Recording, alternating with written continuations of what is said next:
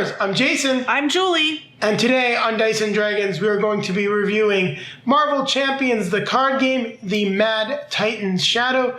This is the latest campaign expansion for the game, which is published by Fantasy Flight Games and designed by Caleb Grace, with additional design work by Michael Boggs and Aaron Holtom. Now I'm going to toss it over to Julie, who will tell you more about the game itself. So this is a cooperative living card game that is intended for ages 14 and above and 1 to 4 players.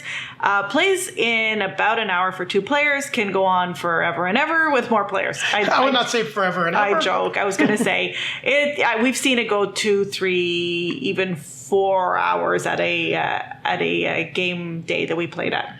Yes, with the 2-player count, you can definitely get it in with regards to about an hour to an hour and a half. But even then, some games can run a little long. So just so you know what you're getting into.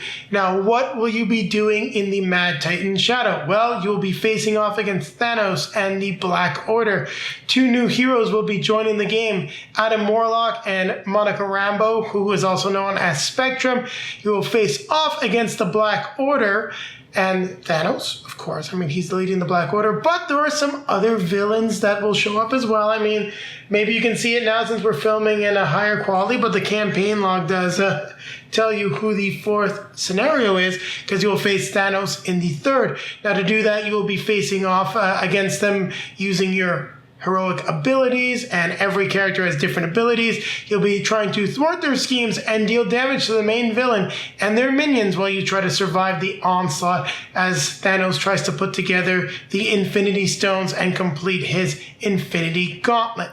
Now, normally at this point, we would be going to the components, so we're going to change things up a little bit, as we're now filming in 4K, and we did a full unboxing. You can take a look at the card. Click that link if you'd like to see the components, as I do go over them in a fair bit of detail during the unboxing. So what we're going to do right now, because you can see in front of us, we actually just finished our final scenario. We're going to grab a quick drink. I'm good. You're good? All right, I'm going to grab a quick drink since I've been talking. And we're going to take it straight to the review. Yes, straight to the review. So, Julie, what did you think of the Mad Titan Shadow? So there's some really good villains and campaigns in this box. I'm going to say this is much better than Guardians of the Galaxy, and I'm happy for that. Yeah, so this kind of is the last of the Guardians phase. I'm just trying to look at Adam Warlock. He is considered part of the Guardians of the Galaxy. We didn't really enjoy Galaxy's Most Wanted as much as the previous campaign expansion, which was Rise of the Red Skull. But I really did enjoy this one. Like the scenarios, like the new villains, like some of the decks that you get in this one. Because, for example, you do get the Infinity Gauntlet as a deck. You can add this to any villain. So one of the really challenging and cool scenarios was facing off against Kang the Conqueror. Can you imagine Kang with the Infinity Gauntlet? No, I don't want to. There is one villain that annoyed me that I really didn't enjoy as much. That's just because of the way the cards were coming out. So I think it's Ebony Maw, right? Yeah, Ebony Maw is the mystic that casts spells, and then the spells have counters on them, and they will slowly tick down and then trigger. So it bugs me when there's something that happens that I can do nothing about. So those all you could do is plan for when it would go off, and sometimes even other stuff happens in the encounter deck, which makes the counters go up faster, so you can't even really plan for it. And I was just really the unlucky player who was getting every single one of the spells. Like, they were lined up in front of me, and I just couldn't do anything about it. So that was a frustrating part of that game, but it's part of the game, right? And that's part of the scenario. That's what he does. Yeah, and we played against Ebony Maw a few times because we were also trying out the Venom and Drax decks, and it didn't happen to you in every scenario that we played. It happened to me in 2 of the scenarios. That's what happens when you go first. Yeah. in any case, I'm just unlucky that way for that. But the others were entertaining. Thanos wasn't quite as hard as I thought he was going to be. He was still hard, and we don't want to... We'll talk about the last 2 scenarios, but I'll put up a minor spoiler warning. It's not a big spoiler, but you may not want to know because they aren't featured on the box. However, if you sleeve the cards like we do, the moment you start going through the content, you're going to see who the other villains are. I wouldn't say who the other villains are. I honestly think we should just leave that. Well, we'll tag it in the video. and people will know. I don't want them to have to skip ahead. Okay, fine. You can figure out who the other villains are. It's part of it's part of the fun of opening the box. They're good villains. That's all we're going to say. Yes, and it's quite clear, you can tell from the campaign log, because it's right in front of you. So if you do download the rulebook, it does give you some hints. And I don't know if they did showcase all of the cards, especially those two villains, on Fantasy Flight Games' website. We haven't looked at that. So that being said, the 4 different campaigns aren't all as difficult. 5, sorry. The 5th one, I have to say the 5th one, maybe it's because of the way the cards came up, and you'll figure it out when you see who it is, but we may have gotten an easy version of that 5th campaign because it didn't feel quite as hard as I thought it was going to be. Yeah, I would say that definitely going through the missions, fighting the tower defense scenario against Proxima Midnight and Corvus Glaive was not the most challenging, but you had to be very strategic as you're dealing with 2 villains, and the way they activate means you can't really leave like any scheme, just let it build up, because you're going to lose the scenario. And when we faced off against Thanos, he wasn't easy, don't get me wrong, but he wasn't the hardest villain that we faced. I think Ronan is actually harder than Thanos. It could also be just the quality of the heroes that we were playing with. We definitely feel that Spectrum and, I feel that Spectrum, Monica Rambeau, and Adam Warlock are superior in terms of their builds to Rocket and Groot. Oh, definitely. So maybe they would have an easier time with Ronan. But he was still punishing. We had to be very careful. There was a couple times where the scheme almost got away from us. That also happened in the 4th scenario, and we definitely approached that one not as well as we could have. Make sure you fight the villain, because taking them out of play and reducing their effectiveness to 0 can really let you get a lot of stuff done. And with regards to the 5th scenario, there are a few different forms of the villain, and they're not all the same, and you're not necessarily going to see all of them while you are playing the scenario. So I do agree with Julie. I think we got an easier start where the villain was much more focused on scheming instead of attacking, and because of that, we were primarily in hero form. We were just able to take a lot of damage and deal a lot of damage back. That being said, though, when one of his other forms showed up, it got to be a lot more challenging, and we almost didn't come out with the victory, but we still managed to pull it off without too much difficulty. So I think we just gave you a lot of detail about the scenarios in the campaign. Actually, we did. We almost lost against Thanos. I was down, and then you got the win. Yep. I did want to talk about the campaign mode as well, because that's one thing I really want to discuss. There hasn't been a consistent campaign mode in terms of how they work throughout all 3 of the campaign expansions. And I do find that to be a little bit annoying. So you've got just the additional campaign cards that you can then buy in Rise of the Red Skull. In Galaxy's Most Wanted, you can buy some campaign cards, but you also have your victory tableau where you're going to get different victory points and things like that. And then when we were playing the Mad Titan Shadow, we have victory points for some of the cards, but they don't actually come into play. We're not buying anything. We're not spending them. The victory tableau does come into effect with some of the villains, but when the cards that we're going to be using, we just literally get the instruction. It goes, if you check this box, use this card. So I would like to see some type of consistency from Fantasy Flight Games with regards to how the campaign system is going to work. Now, I do appreciate some flexibility, but at this point, it's just completely all over the place. Okay, you ready to talk about the heroes? Yes, let's talk about the heroes. So I think there's 2 strong, both of them are strong heroes. I think they're fun to play. I wasn't sure I was going to enjoy playing, what's his name again? Adam Warlock. I'm like, Warlock something. I didn't know either of these characters. Actually, it's not true. Monica Rambeau I discovered in Scarlet Witch. Towards the end of it. WandaVision, Scarlet Witch. Yeah, WandaVision. Anyways, I discovered her then at the very end. So I didn't know either of these characters. They're not characters that I fell in love with through the movies. So I wasn't sure I didn't enjoy playing them, but I was having a lot of fun playing Spectrum. was watching you play Adam Warlock, and I was like, I don't know if I'm going to enjoy this, but I think it was a lot of fun. I actually was able to put my own twist on it and play him maybe differently than you do. But I was very effective with him. So it's fun when you can be effective with a hero, and I felt like I was able to pull out different strengths. So he plays very differently than others.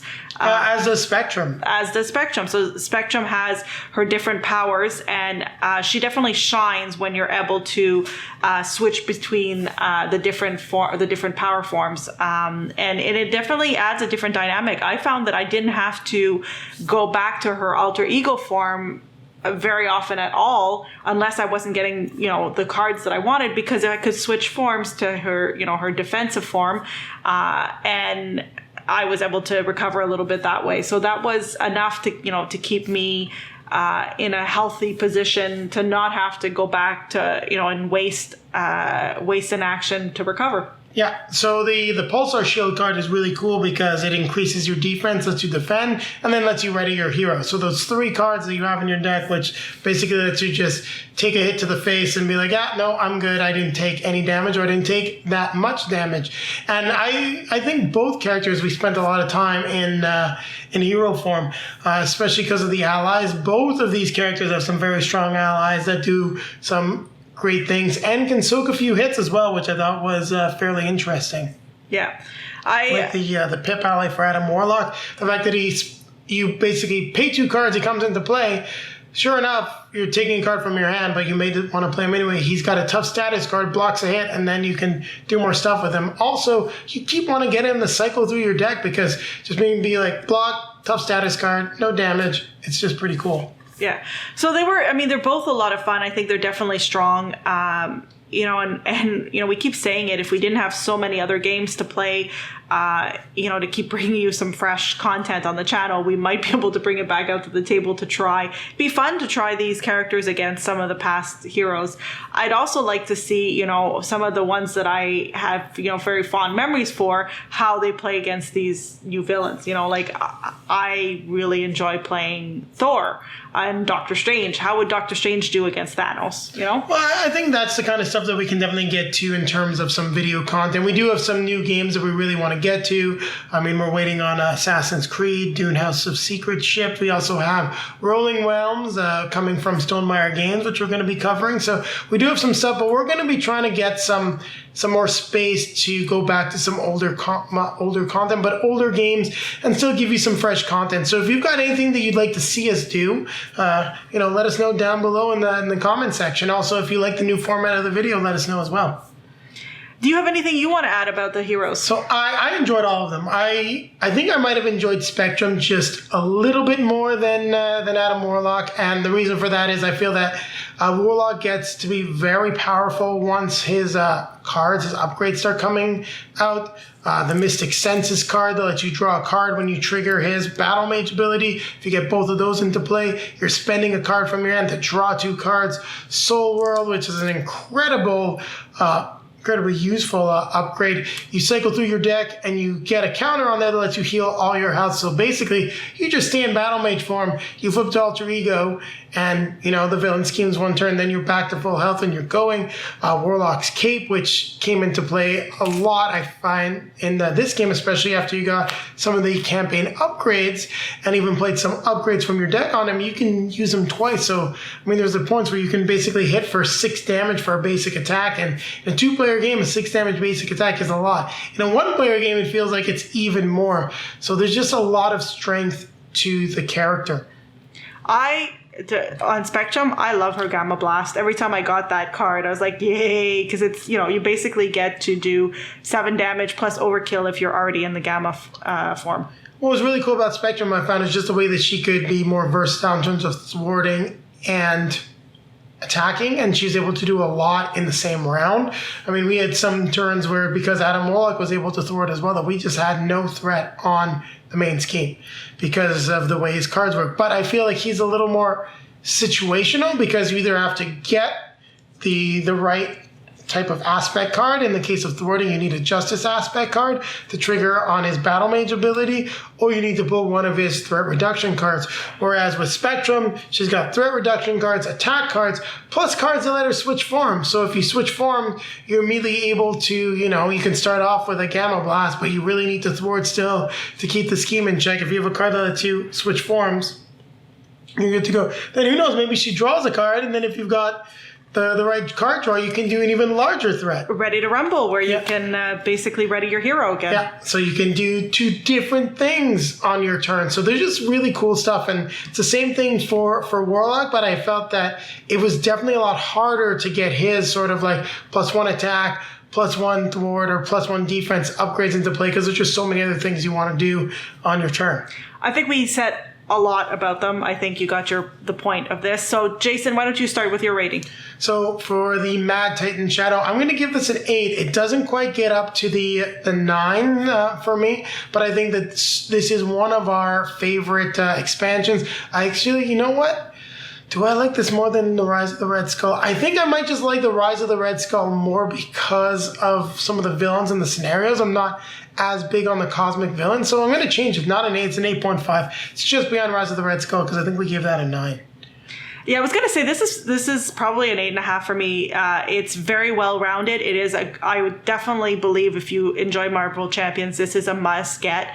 Honestly, I know it's a little early maybe to be talking about Christmas, but they do say, you want to start ordering stuff in advance because of supply issues. So if you got a gamer in your life that likes Marvel Champions, or even if you want to buy yourself a present, I think this is definitely something you want to consider. I believe it's a must-have if you like Marvel Champions. So I'm going to also give it an 8.5, and I don't give those out very often. No, you don't. I mean, you gave Rise of Red Skull a 9, and thinking about it, I kind of really just like Hawkeye's arrows. I felt there was a little bit, I know the character's more thematic, and Spider-Woman just kind of, I think, surpassed our expectations with their ability to thwart and confuse and all this stuff. I mean, there's villains in this set that are immune to all that stuff, which is no fun because I don't think she'd be as good, but man, was she awesome for Rise of the Red Skull. So just underneath that campaign expansion for us, but still a really good game. And Julie made a great point. This game actually still isn't out in Canada. MSRP prices are going up for games. We brought this in from the UK. It's supposed to hit Canada in a couple weeks. I don't know if it's going to sell out. I don't know if we're actually going to get it. I mean, there's a lot of chaos going on in shipping. There's lots of companies not taking any more orders because they've got lots of orders to fill. So if you've got specific stuff you want for Christmas and Marvel Champions is on the list, you definitely want to think about getting this one early because it is a great expansion to a great game. So on that note, it's time to remind you to like, comment, subscribe, hit the bell to be notified when we have new content for you. And take a look down below in the video description. You have links to all of your social media feeds, Facebook, Twitter, Instagram. If you would like to see pictures of Julie and I playing Mad Titan Shadow, take a look on all those feeds. There are plenty of pictures.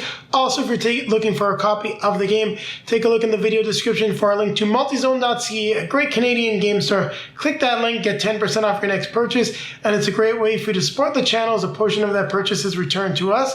So make sure that you check them out. And then popping up in front of us are going to be links to some of our previously released content. In front of me will be our most recent release, and in front of Julie will be...